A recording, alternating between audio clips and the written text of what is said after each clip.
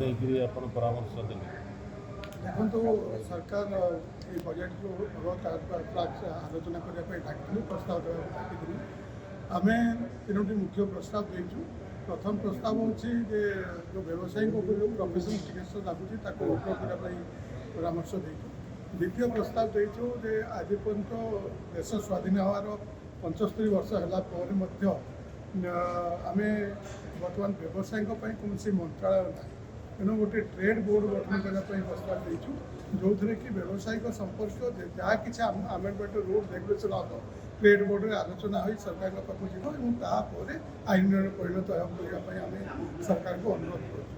ତୃତୀୟ କଥା, ଆମେ ସୋଲାର ଏନର୍ଜିକୁ ମଧ୍ୟ ବହୁତ ଗୁରୁତ୍ୱ ଦେବା ପାଇଁ ଏବଂ ସୋଲାର ଏନର୍ଜି କେମିତି ଅଧିକରୁ ଅଧିକ ଲାଗିପାରିବ ସେ ବିଷୟରେ ସରକାର ଧ୍ୟାନ ଦେବା ଦରକାର ଏବଂ ଗୁରୁତ୍ୱ ସହିତ ତାକୁ ବିଚାର କରିବା ଦରକାର ଏବଂ ଜନସାଧାରଣ କେମିତି ତାକୁ ଗ୍ରହଣ କରିବେ ସେଥିପ୍ରତି ସରକାର ପଦକ୍ଷେପ ନେବା ଦରକାର। ଏହି ପଦକ୍ଷେପ ଦେଇ ଏହି ପ୍ରସ୍ତାବ ଦେଇଛୁ।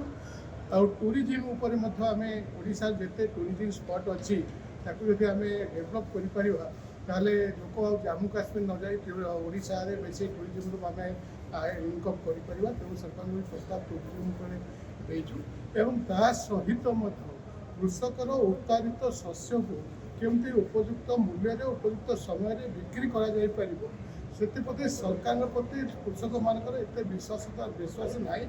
ଓଡ଼ିଶା ବ୍ୟବସାୟୀ ସଂଘ ଓଡ଼ିଶା ନିଜ ତରଫରୁ ପ୍ରସ୍ତାବ ଦେଇଛି ଯେ ସରକାର ଯଦି ଚାହିଁବେ, ସରକାରଙ୍କ ଯଦି ଆନ୍ତରିକତା ହେବ, ଓଡ଼ିଶା ବ୍ୟବସାୟୀ ମହାସଂଘ ନିଜ ଖର୍ଚ୍ଚରେ କୃଷକର ଉତ୍ପାଦିତ ଶସ୍ୟକୁ ଉପଯୁକ୍ତ ମାର୍କେଟରେ ଉପଯୁକ୍ତ ଦରରେ ବିକ୍ରି କରିବା ପାଇଁ ସେମାନଙ୍କୁ ପରାମର୍ଶ ଦେବ, ସେମାନଙ୍କୁ ବିଶ୍ୱାସ ନେବ ଏବଂ ଯାହାଦ୍ୱାରା କୃଷି ଉତ୍ପାଦନ ଦିନକୁ ଦିନ ବଢ଼ିବାରେ ଲାଗିବ ଏବଂ ଦରଦାମ ନିୟନ୍ତ୍ରଣ କରିବା ପାଇଁ ଯଦି ଆମର ଉତ୍ପାଦନ ବଢ଼ିବ। ଆମେ ଦେଖନ୍ତୁ ବର୍ତ୍ତମାନ ଯେଉଁ ପରିବାପତ୍ର ଯେଉଁ ଦର ବୃଦ୍ଧି ଘଟିଛି, ଇଏ ଦର ବୃଦ୍ଧିକୁ କେମିତି ସୀମିତ କରାଯାଇପାରିବ ସେ ଭିତରେ ଆମ ପାଖରେ କିଛି ପ୍ଲାନ୍ ଅଛି। ଆମେ ଯଦି ସରକାର ଚାହିଁବେ ସରକାରଙ୍କ ସହିତ ସେୟାର କରିପାରିବୁ। ସରକାର ସହଜତାର ସହିତ ତାକୁ ବିଚାର କରିଛନ୍ତି ଏବଂ ସେମାନେ ସରକାର କହିଛନ୍ତି ଯେବେ ବି ଚାହିଁବେ ଆପଣ ଆସି ପରାମର୍ଶ ଦେଇପାରିବେ। ଆମେ ଖୁବ୍ ନିକଟରେ ଆମେ ସରକାରଙ୍କୁ ପ୍ରେସିଡେଣ୍ଟଙ୍କ ପରାମର୍ଶ ଦେବୁ। ଯଦି ସେହି ପ୍ରକାର ପରାମର୍ଶ ସରକାର କାମ କରିବେ ତାହେଲେ ଓଡ଼ିଶା ଜନସାଧାରଣ ନିଶ୍ଚିତ ଭାବେ ଉପକୃତ ହେବେ।